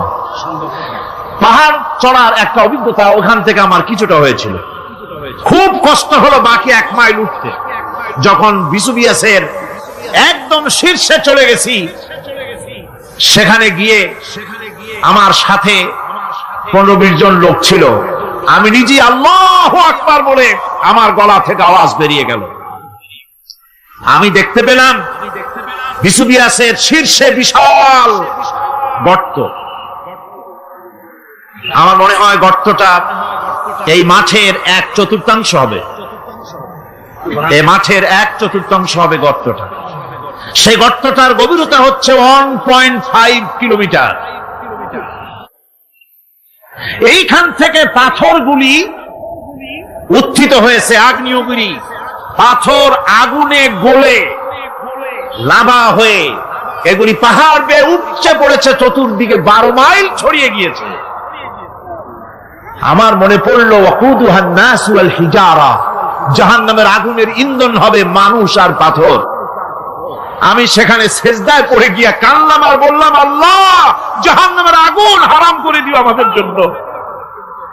পাথর কিভাবে গললো, গলে পাথরগুলি গলে পুড়ে চতুর্দিকে পড়েছে, আর ছিটকেছে, চতুর্দিকে ছিটকে পড়েছে। সেই পাথরগুলি ছিটকে ছিটকে যেগুলি পুড়ে পড়েছে, সেগুলিকে দূরে সাদা রঙের বলে মনে হয়, কোনোটা সাদা কোনোটা কালো, মনে হয় যেন তুলার মতো হয়ে পড়ে আছে চতুর্দিকে। 1944 সনে তৃতীয়বারের মতো ভিসুবিয়ার্সি অগ্নিগিরি যে অগ্নি উৎপাত করে তাতে আশেপাশের 12 মাইল এলাকা এফেক্টেড হয়ে যায়। পাথরগুলি গলে এভাবে বিধ্বস্ত করে দিয়েছে। এখান থেকে এখানে জোহরের নামাজ, আসরের নামাজ আমরা পড়লাম, আল্লাহর কাছে খুব দোয়া করলাম। এখনো ধোঁয়া উঠতেছে, এখনো পাহাড়ের ফাটল দিয়ে ধোঁয়া উঠছে। একজন হাত দিয়ে আমাকে বলল যে খুব গরম লাগে ধোঁয়াগুলি। ওখানকার লোকেরা বলল যে ভেতরে এখনো আগুন আছে, তবে সুপ্ত, যে কোনো মুহূর্তে আবার তা জাগ্রত হতে পারে। আমরা সেখান থেকে নেমে এলাম। একটু কিছু দূর গিয়েই সেখানে হলো পম্পেই শহর। এই পম্পেই শহরটা হচ্ছে ঈসা আলাইহিস সালামের জন্মের 2000 বছর আগে এই শহর তৈরি হয়। ঈসা আলাইহিস সালামের জন্মের 179 বছর পর ভূমিকম্প হয়। সেই ভূমিকম্পে গোটা পম্পেই শহরটা পৃথিবীর মানুষের চোখের আড়াল হয়ে যায়, ধ্বংস হয়ে যায়, মাটির তলায় গরক হয়ে যায়। আজ থেকে 200 বছর আগে মাটি খনন করতে গিয়ে এই শহর আবিষ্কৃত হয়। পুরা শহরটা খুঁড়ে তারা বের করেছে। 180 হেক্টর জমিনের উপরে এই বিশাল শহর। ঘুরে ঘুরে দেখলাম, গাড়ি চলে না সেখানে, পায়ে হেঁটে দেখতে হল। প্রশস্ত রাস্তা। আজ থেকে 4000 বছর আগের মানুষেরা রাস্তা বানাতে জানতো পাথর দিয়ে, এবং রাস্তার দুধারে তাদের ছিল ফুটপাত, পানির ব্যবস্থা, নগরায়নের সব রকমের সুযোগ সুবিধা। তারপরে সেখানে বিচারালয়, এরপরে দোকানপাট, বাজার ঘাট, সবকিছুর ব্যবস্থা রয়েছে। বিশাল বিশাল পাথরগুলি দিয়ে পিলার তৈরি করা। ভাবলাম এই পিলারগুলি, এই পাথরগুলি তারা কিভাবে ক্রেন ছাড়া এত উপরে উঠালো কি করে, আমার মাথায় আসলো না। পাথর কেটে কেটে সুন্দর সুন্দর অঙ্কন শিল্প তারা করেছে। এরপরে ঘুরতে ঘুরতে বাদশার রাজার বাড়িতে গিয়ে ঢুকলাম। সেখানে গিয়ে দেখলাম উলঙ্গ এত মূর্তি পাথরের তৈরি করা। পাথর কেটে কেটে দেওয়ালে যৌন মিলনের এমন কোন অশ্লীল ছবি নাই যা তারা সেখানে তৈরি করে নাই। উলঙ্গ মূর্তি আর উলঙ্গ যৌন মিলনের অসংখ্য ছবি দিয়ে এই এলাকা ভরা। তখন আমি বুঝলাম আল্লাহর গজব হওয়ার কারণটা কি, এই শহরটা মাটির নিচে ভরক হয়ে যাওয়ার কারণটা কি। আল্লাহ পাক জেনা ব্যভিচার যে দেশে বেশি হয় আল্লাহ পাক বরদাস্ত করে। দুশ্চরিত্র যে দেশের মানুষ দুশ্চরিত্র হয়ে যায়, জেনা ব্যভিচার বেশি হতে থাকে, আল্লাহ হরক করে দেন, গজব দেন। এই গজব এক এক সময় এক এক রকমের হয়ে আসে। কখনো মাটির নিচে দাবায় দেয়, কখনো মহামারী, কোন দেশে কলেরা, কোন দেশে জলোচ্ছ্বাস, কোথাও ভূমিকম্প, আর সর্বশেষ এই জেনা ব্যভিচারের জন্য আল্লাহ পাকের চূড়ান্ত এই যৌনতার অশ্লীলতার জন্য চূড়ান্ত গজব বর্তমান বিশ্বের জন্য এইডস। আল্লাহ পাক এই গজব দিয়েছে। বন্ধুগণ, আমি সেই জায়গা, আমি সেখানে যা দেখলাম যে আল্লাহ পাক পাহাড়গুলিকে কিভাবে উড়াবেন, এটা অস্বীকার করার কোন উপায় নাই। বিশ্বাস তো করতামই, তবে হযরত ইব্রাহিম আলাইহিস সালাম যেমন বলেছিলেন, রব্বি আরিনি কাইফা তুহিল মাউতা, আয় আল্লাহ তুমি মরাকে জিন্দা করবা কেমনে? আল্লাহ পাক বলেন, আওয়ালাম তুমিন, তুমি বিশ্বাস করো না? ইব্রাহিম আলাইহিস সালাম বললেন, বালা, অবশ্যই বিশ্বাস করি, ওয়ালাকিন লিয়াতমাইন্না কলবি, যদি চোখে দেখতাম তাহলে আমার অন্তরাত্মা খুব ঠান্ডা হতো। আল্লাহ রাব্বুল আলামিন চোখে দেখায় দিলেন জিন্দা কেমনে মুর্দা হবে, মুর্দা কেমনে জিন্দা হবে, আল্লাহ দেখায় দিলেন। পাহাড় উড়ায় দিবেন আল্লাহ রাব্বুল আলামিন।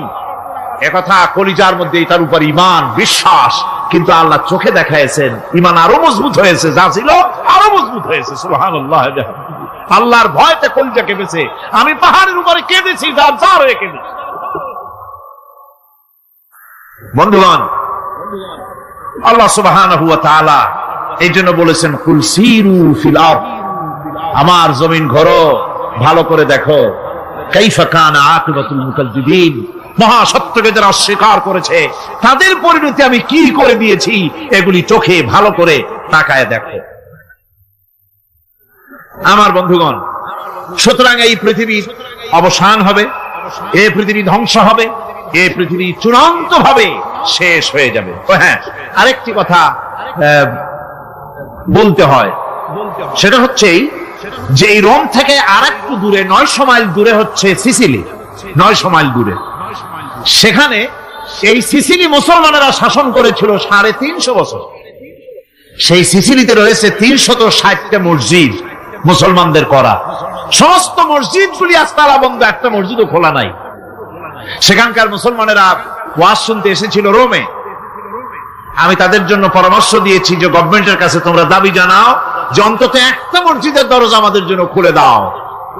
রোমের অবস্থানরত প্রবাসী বাংলাদেশি মুসলমানেরা আমাকে বলেছে, তাদের অনেকের বাড়ি চট্টগ্রামেও আছে, আমাকে বলেছে তাদের চোখে পানি আসছে বলার সময় যে চিরময়ের তাফসীর মাহফিল যখন আসে কলিজাটা কাঁদতে থাকে যাওয়ার জন্য। তো যাওয়া তো সম্ভব না, এত দূর থেকে আমাদের সালাম বলে দিবেন যত লোক আসবে, আর আমাদের জন্য দোয়া করতে বলবেন যেন এই রোমের ভিতরে আমরা ইসলামের আদর্শের ভিত্তিতে আমরা যেন চলতে পারি। আপনারা দোয়া করুন তাদের জন্য।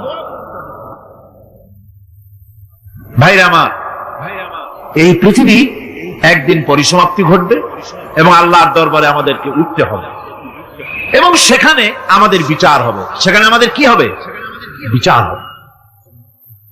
আল্লাহ পাক বিচারটাকে নির্ভুল করার জন্য, সঠিক করার জন্য প্রত্যেকের গলায় আমলনামা ঝুলায় রাখছে। এখানে রেকর্ডের ব্যবস্থা করা হয়েছে। আল্লাহ পাক বলছেন, ওয়া কুল্লা ইনসানিন আলজামনাহু তাইরাহু ফি উনুকিহি ওয়া নুখরিজু লাহু ইয়াওমাল কিয়ামাতি কিতাবান ইয়ালকাহু মানশুরা।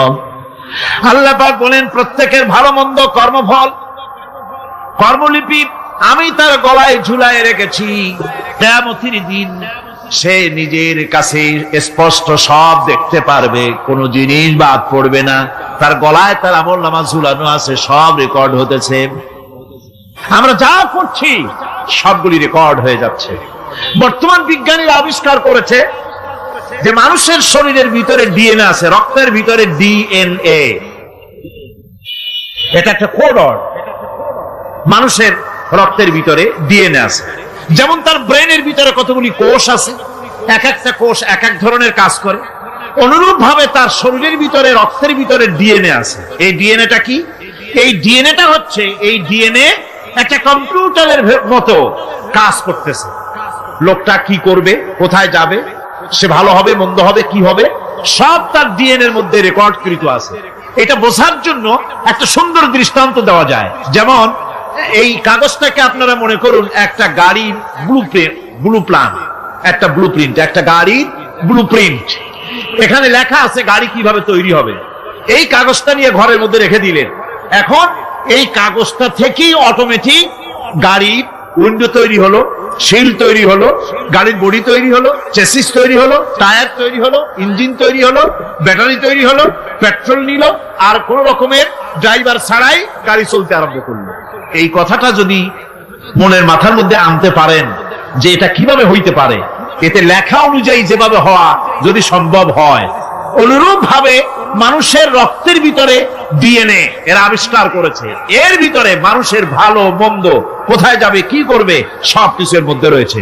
কোরআনে কারীমে আল্লাহ রাব্বুল আলামিন, আমি গত বছরও বলছিলাম যে বিজ্ঞানের আবিষ্কার যত বাড়বে কোরআন বোঝা মানুষের জন্য তত সহজ হবে। কোন সুবহানাল্লাহ।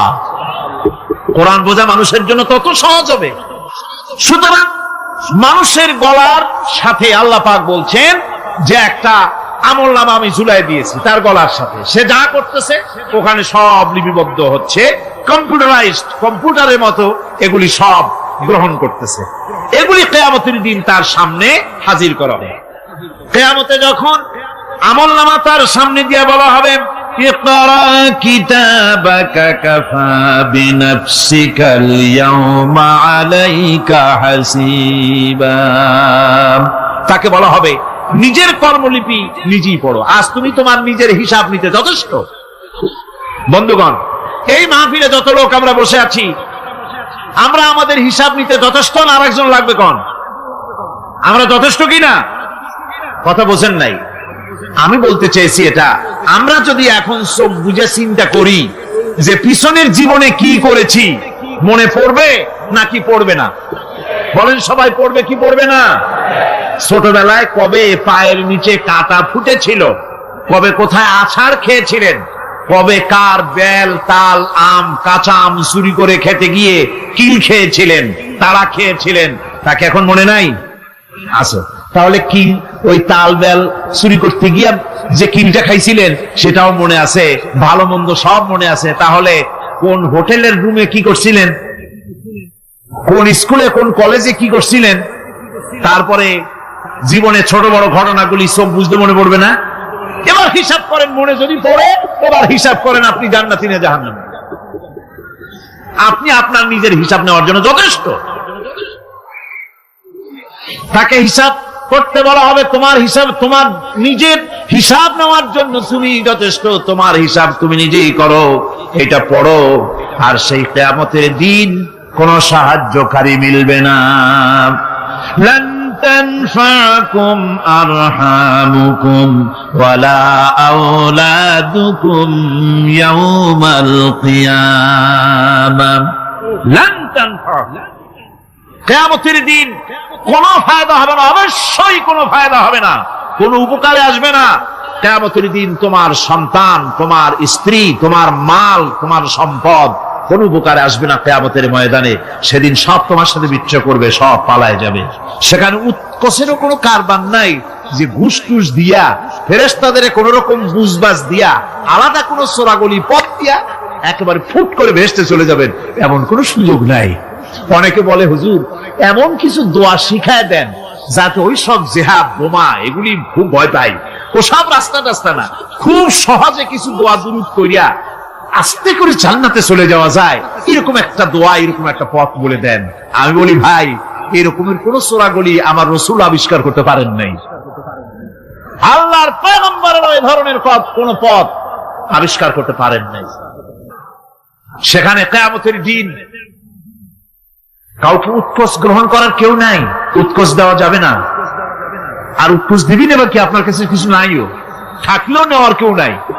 এই দুনিয়ায় ফাঁকিবাজি করে বহুত কিছু করা যায়, কিন্তু কিয়ামতের মাঠে এগুলি কিছুই চলবে না।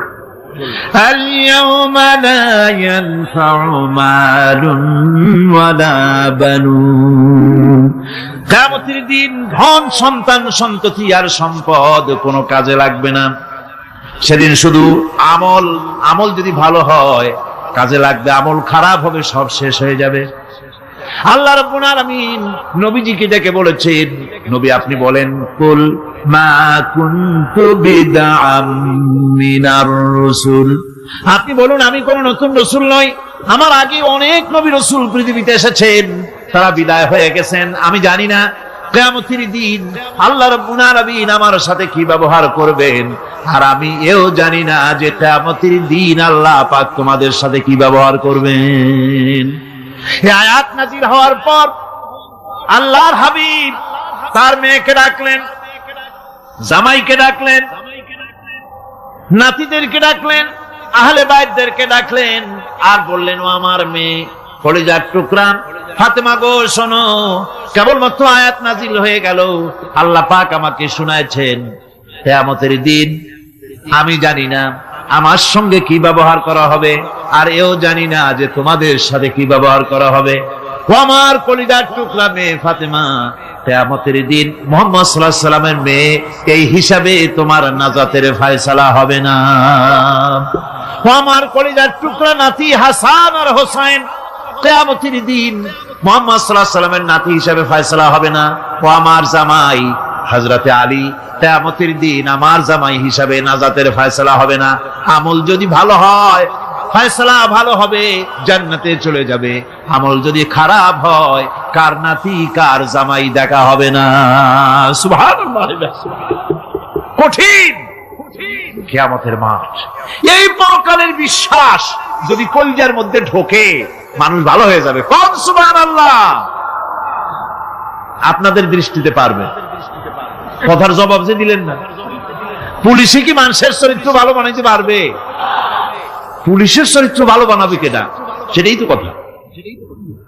মানুষের চরিত্র যাতে ভালো থাকে, মানুষের জন্য খারাপ কাম না করে সেজন্য পুলিশ, পুলিশ যাতে খারাপ কাম না করে সেজন্য আরো একটা ডিপার্টমেন্ট আছে না, তারা যাতে খারাপ কাজ না করে সেজন্য আর একটা আছে। এন্টি করাপশনের আবার এন্টি করাপশন আছে, তার উপর আবার এন্টি করাপশন আছে। এন্টিটার অভাব নাই। সুতরাং পুলিশ দিয়া, বিডিআর দিয়া, আর্মি দিয়া মানুষের, দেশের, জাতির চরিত্র ভালো বানানো যায় না। রাসূলুল্লাহ এ দিয়ে বানান না, এটা ইসলামের নিয়ম নয়। পুলিশ দিয়া, আর্মি দিয়া দেশের মানুষের চরিত্র ভালো বানানো যায় না। চরিত্র ভালো বানানো যায় কেবলমাত্র পরকালের ভয় দিয়া। কি কিসের ভয় দিয়া? ওই যে মক্কার জীবনে ওই সমস্ত মানুষগুলি যারা চুরি করত, ডাকাতি করত, জেনা করত, বদমাশি করত, যারা শয়তানি করত, যারা মানুষকে খুন করত, এই মানুষগুলি এত ভালো হয়ে গেল, যারা চুরি ছেড়ে দিল, ডাকাতি ছেড়ে দিল, জেনা ব্যভিচার ছেড়ে দিল, এত ভালো হয়ে গেল, পৃথিবীর মধ্যে সেরা মানুষ তারা হয়ে গেলেন। জোরে বলেন সুবহানাল্লাহ। নবীর সাহাবীরা পৃথিবীর শ্রেষ্ঠ সন্তান, নবীর সাহাবীরা পৃথিবীর সেরা মানুষ, তাদের চাইতে সেরা মানুষ নবীদের পরে আর কেউ হতে পারে না। জোরে কোন সুবহানাল্লাহ। নবীর পরে পৃথিবীতে শ্রেষ্ঠ মানুষ কারা? সাহাবায়ে কেরাম রিদওয়ানুল্লাহি তাআলা আলাইহিম আজমাইন। ওনারা তো কুফরের মধ্যে ছিলেন, শিরকের মধ্যে ছিলেন, চুরি, ডাকাতি, জেনা, ব্যভিচার এমন কোন পাপ নাই যা করা হয়নি। তারপরে যখন আল্লাহর নবীর কাছ থেকে তাওহীদ, রিসালাত ও আখিরাতের দাওয়াত পেলেন, কি সোনার মানুষ এক একজন হয়ে গেলেন। সুবহানাল্লাহ। যারা ছিলেন নারীর সতীত্বের জম, তারা হয়ে গেলেন নারীর সতীত্বের পাহারাদার। যারা মানুষের মাল চুরি করত, ডাকাতি করত, তারা রাতভর মানুষের মালের পাহারা দিল, মানুষের রক্তের পাহারা দিল। সুবহানাল্লাহ বিহামদি। রক্ত সম্পদের পাহারা দিল। রাসূল বললেন, খায়রুল কুরুনে কারনি, সর্বশ্রেষ্ঠ যুগ তো আমার যুগ। বন্ধুগণ, এরপরে একটা জীবন আসবে ওই কিয়ামতের ময়দানে। এই পরকালের বিশ্বাসটা গুরুত্বপূর্ণ ব্যাপার। আমাদের সবকিছুর হিসাব দেওয়া লাগবে। আল্লাহ পাক বলেন, ইন্নাস সামআ ওয়াল বাসারা ওয়াল ফুআদা কুল্লু উলাইকা আনহু মাসউলা। নিঃসন্দেহে মানুষের শ্রবণ শক্তি, দর্শন শক্তি এবং তার অন্তঃকরণের কল্পনা সম্পর্কে আল্লাহ রাব্বুল আলামিনের কাছে জিজ্ঞাসিত হতে হবে। কান দিয়া কি করেছিলা, চোখ দিয়া কি করেছিলা, মুখ দিয়া কি করেছিলে, হাত দিয়ে কি করেছিলে, সবকিছুর জবাব আল্লাহ রাব্বুল আলামিনের কাছে দিতে হবে। সবটার জবাব দিতে হবে, কোনো কিছু বাদ যাবে না। এমনকি মনের ভিতরে যে কল্পনা আমরা করি, এই কল্পনার হিসাবও আল্লাহর দরবারে দিতে হবে। কোরআনে কারীম বলছেন, ওয়া ইন তুবদু মা ফি আনফুসিকুম আও তুখফুহু ইউহাসিবকুম বিহিল্লাহ। মনের ভিতরে তুমি যেটা কল্পনা করো সেটা প্রকাশ করো, অথবা তুমি গোপন রাখো, যাই তুমি করো না কেন, আল্লাহ রাব্বুল আলামিন এর হিসাবও তোমার কাছে নেবেন। ফায়াগফিরু লিমান ইয়াশাউ ওয়া ইউআযযিবু মান ইয়াশাউ ওয়াল্লাহু আলা কুল্লি শাইইন কাদির। মহান আল্লাহ পাক বলেন, করার পর তোমার মনের ভিতরে কি কল্পনা করেছিলে ওইটার হিসাব আমি নেব। হিসাব নেওয়ার পর যারে খুশি ক্ষমা করে দেব, যাকে খুশি শাস্তি প্রদান করব। সবকিছুর উপরে আল্লাহ রাব্বুল আলামিন শক্তিমান, সব তিনি করতে পারেন, সমস্ত কুদরত রয়েছে তার। সুতরাং মানুষদেরকে, আল্লাহর বান্দাদেরকে বিশ্বাস করতে হবে যে আমার কোনো কথা বাদ যাবে না। কথাগুলি রেকর্ড হচ্ছে, কথা রেকর্ড হচ্ছে। আমি যে ওয়াজ করতেছি, এই কথাগুলি রেকর্ড হচ্ছে নাকি হচ্ছে না? অনেক টেপ রেকর্ডার রেকর্ড হচ্ছে, অডিও ভিডিও হচ্ছে। আজ থেকে 50 বছর পর যদি এই রেকর্ড বাজানো হয়, আমাকে যদি বলা হয় যে আপনি অমুক জায়গায় অমুক কথা বলেছেন, আমি যদি বলি না আমি কথা বলি নাই, তারপরে যদি রেকর্ড বাজানো হয়, তাহলে আমি কথা যে বলি নাই যদি বলি, তাহলে এটা ধরা পড়বে না? সেখানে ধরা পড়বে না?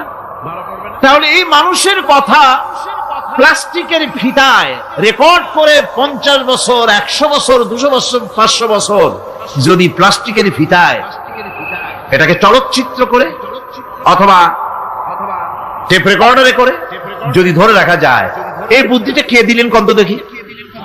সবাই কন্যা এই বুদ্ধিটা দিলেন কে? যে আল্লাহ রাব্বুল আলামিন মানুষের মাথায় বুদ্ধি দিলেন, যার দ্বারা সে মানুষের কথাবার্তা অ্যাক্টিভিটি সব ধরে রাখতে পারে। সে আল্লাহ রাব্বুল আলামিন বুঝি আপনার আমার কথা এবং আপনার আমার অ্যাক্টিভিটিস কে তিনি বুঝি ধরে রাখতে পারবেন না কিয়ামত পর্যন্ত? পারবেন কিনা? সেজন্য রব্বুল আলামিন বলেন, মা ইয়ালফিযু মিন কাওলিন ইল্লা লাদাইহি রাকীবুন আতীদ। সমস্ত কথা রেকর্ড হচ্ছে। সুবহানাল্লাহ কোন জোরে! সমস্ত কথা রেকর্ড হচ্ছে, একটা কথা বাদ যাবে না। মুখ আছে বলেই কথা বলবেন তা না, হিসাব করে কথা বলতে হবে। গীবত গাওয়া যাবে না, মিথ্যা কথা বলা যাবে না, মিথ্যা ওয়াদা করা যাবে না। মিথ্যা ওয়াদার তো মৌসুম এসে গেছে। কি কোন বোঝেন কথা? হ্যাঁ, মিথ্যা ওয়াদা মৌসুম এসে গেছে। এখন মৌসুমে বাহার, মিথ্যা বলার। কত সুন্দর সুন্দর ওয়াদা, সোনা দিয়া রাস্তা বানায় দেবো। অভুক্ত মানুষদের বলা হয় না খেয়ে মরবেন না, কিন্তু কি খেয়ে মরবে তাও কয়। আমরা যদি যাইতে পারি তাহলে মটকির মতো রসগোল্লা বানাই, গরুর গাড়ির চাকার মতো জিলাপি বানাই, খাইতে গিয়ে হা করে চিত হয়ে থাকি। কত রঙিন রঙিন কথা। মিথ্যা ওয়াদার সময় এসেছে। ভাইরা আমার, পরকাল যদি বিশ্বাস করে সেই ব্যক্তি কিছুতেই মুখ আছে বলেই যা খুশি বলবে না, পরনিন্দা করবে না, পরচর্চা করবে না, হাত আছে বলেই যা তা লিখবে না। ঘটনা হইল একটা, লিখলো আর একটা। কলম একটা আছে বলেই যা খুশি তা লেখা যায় না, মুখ আছে বলেই যা খুশি তা বলা যায় না, চোখ আছে বলেই যা খুশি তা দেখা যায় না। গরু খাওয়া জায়েজ করা হয়েছে বলে গরুর লেজ থেকে মাথা পর্যন্ত পাইকারি দরে সব খাওয়া যায় না। গরু খাওয়া হারাম না হালাল? হালাল। পাইকারি দরে লেজ থেকে মাথা পর্যন্ত সব খাওয়া হালাল না। ওর মধ্যে আল্লাহ কিছু হারাম রেখে দিছে, সেগুলোকে বাইসে খাইতে হবে। আল্লাহ দেখতে চান পাইকারি দরে জমের খাওয়া খাও না আমার হারাম গুলি বাদ দিয়া খাও, নিষেধ করা গুলি বাদ দিয়া খাও। মুখ আছে বলেই যা খুশি তা বলা যাবে না, কান আছে বলেই যা খুশি তা শোনা যাবে না, চোখ আছে বলেই যা খুশি তা দেখা যাবে না, হাত পা আছে বলেই যা খুশি তা করা যাবে না। সবটার পেছনে আল্লাহ রাব্বুল আলামিনকে ভয় করা লাগবে। মহান আল্লাহ রাব্বুল আলামিন বলে, বান্দারে তোমার সমস্ত কার্যাবলী এমনকি তোমার চাহনিটা পর্যন্ত কার দিকে কি নিয়তে তাকায়ছো কেউ জানে না, আমি আল্লাহ রাব্বুল আলামিন জানি। وَيَعْلَمُ خَائِنَةَ الْأَعْيُنِ وَمَا تُخْفِي الصُّدُورُ। তোমার অন্তঃকরণ কি জিনিস গোপন করে আর তোমার চক্ষু কি লুকোচুরি খেলে আমি টের পাই। সুবহানাল্লাহ বিহামদি। চশমার ফাঁক দিয়া কি দেখো, কারে দেখো, কি নজরে দেখো, সানগ্লাস পরিয়া কেউ ঠিক পায় না, আমি ঠিক পাই। সুবহানাল্লাহ, জোরে বলেন সুবহানাল্লাহ। সুতরাং চোখের নজরের হিসাব হবে, হাতের কাজের হিসাব হবে, পায়ের চলার হিসাব হবে, আপনার বলার হিসাব হবে, মুখে যা বলেছেন, যা করেছেন, হাত পাও দিয়ে যা করেছেন, সবকিছুর হিসাব হবে কিয়ামতের দিন। আল্লাহর দরবারে সবকিছু উপস্থিত হবে, কোন জিনিস বাদ পড়বে না। فَمَن يَعْمَلْ مِثْقَالَ ذَرَّةٍ خَيْرًا يَرَهُ وَمَن يَعْمَلْ مِثْقَالَ ذَرَّةٍ شَرًّا يَرَهُ। ছোট্ট একটা ভালো কাজ যদি করো তাও হাজির করা হবে সামান্যতম ভালো কাজও তোমার বাদ পড়বে না, আর ক্ষুদ্রতম কোন খারাপ কাজ করলে তাও উপস্থিত করা হবে, সব তোমার সামনে, কোন জিনিস বাদ পড়বে না, সব দেখতে পাবে কিয়ামতের দিন। ভালো কাজটাও আর খারাপ কাজটাও আল্লাহর কাছে সেদিন আল্লাহ পাক মানুষের সামনে উপস্থিত করে দিবেন। আল্লাহ পাক বলছেন, সেদিন এই জমিন তার ভিতরে যা লুকায়িত ছিল জমিন সব বের করে দেবে। কান্নাহুম জারাদুম মুনতাশির। টিড্ডি ফড়িংগুলি পোকাগুলি মাটির থেকে যেমন বেরোয় এ মাটির ভিতরে যা আছে কিয়ামতের দিন সব মাটি বের করে দেবে। ইযা যুলজিলাতিল আরদু জিলজালাহা ওয়া আখরাজাতিল আরদু আসকালাহা ওয়া ক্বালাল ইনসানু মা লাহা। এ জমিনকে ঝাঁকি মারা হবে প্রবল এক ঝাঁকুনি, প্রবল এক ঝাঁকুনিতে এই পৃথিবীর মধ্যে যা কিছু আছে সব বেরিয়ে যাবে। সুবহানাল্লাহ কইতে ইচ্ছা করে না মিয়ারা? এক ঝাঁকুনিতে পৃথিবী সব বের করে দেবে। মানুষ হয়রান হয়ে বলবে কি হয়েছে, এ মাটির হলোটা কি? আমার বন্ধুগণ, মানুষ হয়রান হয়ে গিয়ে বলবে মাটির কি হলো?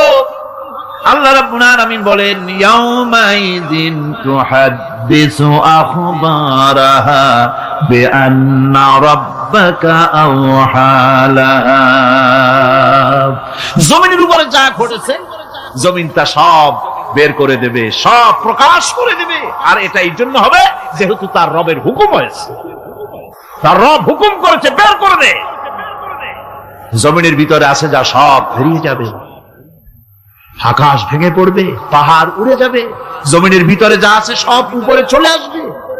পৃথিবীতে সব শেষ, কিচ্ছু নাই, আকাশ নাই, পাহাড় নাই, সমুদ্র নাই, সব একাকার। চন্দ্র নাই, সূর্য নাই, তারকা নাই, গ্যালাক্সি নাই, মহাশূন্য নাই, সব শেষ। আল্লাহ রাব্বুল আলামিন সমস্ত ফেরেশতাদেরকে শেষ করে দিবেন, সকলের মওত হয়ে যাবে, কেউ আর থাকবে না। এমনকি হযরতে আজরাইল মালাকুল মউত তিনিও থাকবেন না। সব আল্লাহ রাব্বুল আলামিন মৃত্যু করে দিবেন। এরপরে আল্লাহ রাব্বুল আলামিন একা তিনি বলবেন ইয়া দুনিয়া, ইয়া দুনিয়া আইনা আনহারুকি। এ পৃথিবী, তোর সেই সমুদ্রগুলো কোথায়, নদীগুলি কোথায়? ইয়া দুনিয়া আইনা আশজারুকি। হে দুনিয়া, তোমার গাছগুলি কোথায়? এত বন বনানি, এত গাছ ছিল। ইয়া দুনিয়া আইনা জিবালুকি। হে পৃথিবী, তোর জমিনে যত পাহাড় ছিল, পাহাড়গুলি কই? যত স্বৈরাচার ছিল জমিনের উপরে, যারা স্বৈরাচারী মনোবৃত্তি নিয়ে মানুষ ধ্বংস করেছে, দেশ ধ্বংস করেছে, মায়ের বুক খালি করেছে, ওই স্বৈরাচারগুলি কই? কোনো জবাব নাই। আল্লাহ পাকের পরে বলবেন লিমানিল মুলকুল ইয়াউম। কার রাজত্ব? আজকে রাজত্বটা কার? আল্লাহ তিনবার আওয়াজ দিবে, আজকে রাজত্ব কার? আল্লাহ পাক যখন তিনবার করে ডাক দিবেন, কোনো জবাব নাই, কোনো জবাব নাই। কে জবাব দেবে? আল্লাহ রাব্বুল আলামিনের সামনে কার ক্ষমতা আছে কথা বলার? কেউ তো নাই, সব শেষ। আল্লাহ পাক বলবেন লিল্লাহিল ওয়াহিদুল কাহ্হার। একমাত্র পরাক্রমশালী আল্লাহ রাব্বুল আলামিনের রাজত্ব আছে। সেই হাসরের মাঠে আমাদের সকলকে উপস্থিত হয়ে যেতে হবে। কেউ আমরা এখান থেকে বাঁচতে পারবো না, সবাইকে উঠতে হবে। অপরাধীরা সেখানে অসহায় হয়ে যাবে, অপরাধীরা অসহায় হয়ে যাবে। আল্লাহ পাক বলেন ফাইদা জাআতিস সাখাতু ইয়াওমা ইয়াফিরুল মারউ মিন আখিহি ওয়া উম্মিহি ওয়া আবিহি ওয়া সাহিবাতিহি ওয়া বানি। অবশেষে যখন কান ফাটানো আওয়াজ আসবে, এই আওয়াজ সেদিন মানুষ নিজের মা বাপ ভাই বোন সব থেকে বিচ্ছিন্ন হয়ে যাবে, সব একের থেকে আরেকজন পালায় যাবে, হারায় যাবে, কেউ কাউকে আর খুঁজে পাবে না। সেদিন ওই কিয়ামতের মাঠে বিভীষিকাময় দৃশ্য, মানুষ হয়রান হয়ে যাবে। মাথার এক হাত অথবা অর্ধ মাইল অথবা এক বিগত এতটুকুন উপরে ওই প্রকাণ্ড সূর্যটার তাপ আসবে, গুনাহগারের মাথার চান্দি ফেটে গিয়া মগজগুলি গলে গলে নাক কান দিয়ে বেয়ে পড়তে লাগবে, জিহ্বাটা কুকুরের মতো ঝুলে নাভিস্থল পর্যন্ত পড়ে যাবে, মাটিটা সূর্যের উত্তাপে তামার মতো গরম হয়ে যাবে, সারা হাসর জুড়ে আওয়াজ হবে পানি পানি পানি। মানুষেরা হয়রান হয়ে যাবে সেই হাসরের ময়দানে। এই চরম কষ্টের ভিতরে আল্লাহ রাব্বুল আলামিন বলেন, সেদিন দুটো ভাগ হয়ে যাবে। একদল মানুষের চেহারা আলোয় ঝলমল হয়ে যাবে, আর একদল মানুষের চেহারাগুলি কালো হয়ে যাবে।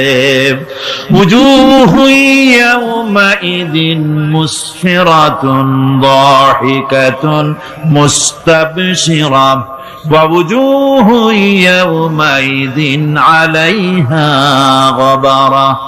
আল্লাহ পাক বলেন, এক শ্রেণীর মানুষের চেহারা হাস্যোজ্জ্বল ঝলমলে হয়ে যাবে, আর এক শ্রেণীর মানুষের চেহারাগুলি কালো হয়ে যাবে। তারহাকুহা কাতারা উলাইকা হুমুল কাফারাতুল ফাজারা। হাস্যোজ্জ্বল, স্বচ্ছন্দপূর্ণ, সুন্দর, উজ্জ্বল ঝলমলে চেহারা হবে ঈমান আনার কারণে, পরকালকে বিশ্বাস করার কারণে, আল্লাহ এবং রাসূলের কথা অনুযায়ী জীবন যাপনের কারণে চেহারাটা উজ্জ্বল হয়ে যাবে। আর আল্লাহর নাফরমানি, রাসূলের নাফরমানি, পরকালকে অস্বীকার করার কারণে কাফেরগুলির চেহারা, মুনাফিকগুলির চেহারা কালো হয়ে যাবে। তাদেরকে আলাদা করে দেওয়া হবে। আমতাজুল ইয়াওমা আইয়ুহাল মুজরিমুন, মুজরিমদেরকে আলাদা করে দেওয়া হবে, দুইটা ভাগ হয়ে যাবে। এই চরম অবস্থা সৃষ্টি হবে কিয়ামতের ময়দানে।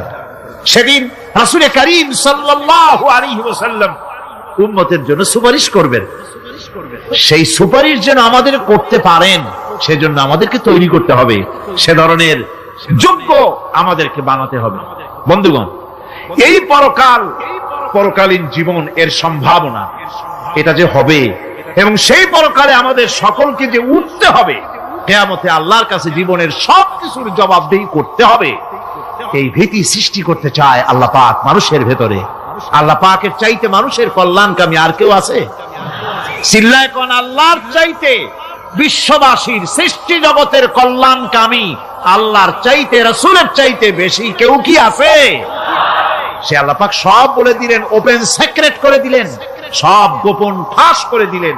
কেমনে বিচার হবে, কেমনে কিয়ামত অনুষ্ঠিত হবে, কেমনে কি হবে, সব খুলে খুলে আল্লাহ পাক বলে দিলেন আমাদেরকে ভালো হওয়ার জন্য। ربنا ظلمنا أنفسنا وإن لم تغفر لنا وترحمنا لنكونن من الخاسرين ربنا لا تزغ قلوبنا بعد إذ هديتنا وهب لنا من لدنك رحمة إنك أنت الوهاب। আয় আল্লাহ তাআলা, হাজার হাজার মুসলমান নরনারী ঠান্ডাকে উপেক্ষা করে তোমার দ্বীনের কথা শোনার জন্য, কোরআনে কারীমের কথা শোনার জন্য এই মাঠে এসে হাজির হয়েছে। আল্লাহ, তুমি দয়া করে মেহেরবানি করে আলোচনার সওয়াবটুকু হুজুরে পুরনূর সাল্লাল্লাহু আলাইহি ওয়াসাল্লামের রূহ মুবারকে পৌঁছে দাও। রব্বুল আলামিন, আমাদের মধ্য থেকে তাদের মা বাপ দুনিয়া থেকে জনমের মতো বিদায় হয়ে গেছে। আল্লাহ, কবরে যদি আযাব থাকে দয়া করে আযাব মাফ করে দাও। আল্লাহ, আমাদের মা বাপের উপরে তোমার রহমত নাজিল করো। রব্বিরহামহুমা কামা রাব্বায়ানি সগীরা, রব্বিরহামহুমা কামা রাব্বায়ানি সগীরা। আয় আল্লাহ রাব্বুল আলামিন, এই মাহফিলে যত লোক আছি আমরা, কার কোন ব্যাধি আছে, রোগ আছে, আমরা তুমি ভালো করে জানো। আমাদের প্রত্যেকের ব্যাধিকে তুমি শিফায়ে আজলা দান করে দাও। اللهم حبب إلينا الإيمان وزينه في قلوبنا وكره إلينا الكفر والفسوق والعصيان واجعلنا من الراشدين ربنا تقبل منا إنك أنت السميع العليم وتب علينا إنك أنت التواب الرحيم سبحان ربك رب العزة عما يصفون وسلام على المرسلين الحمد لله رب العالمين واجعل آخر كلمة عند الموت لا إله إلا الله محمد رسول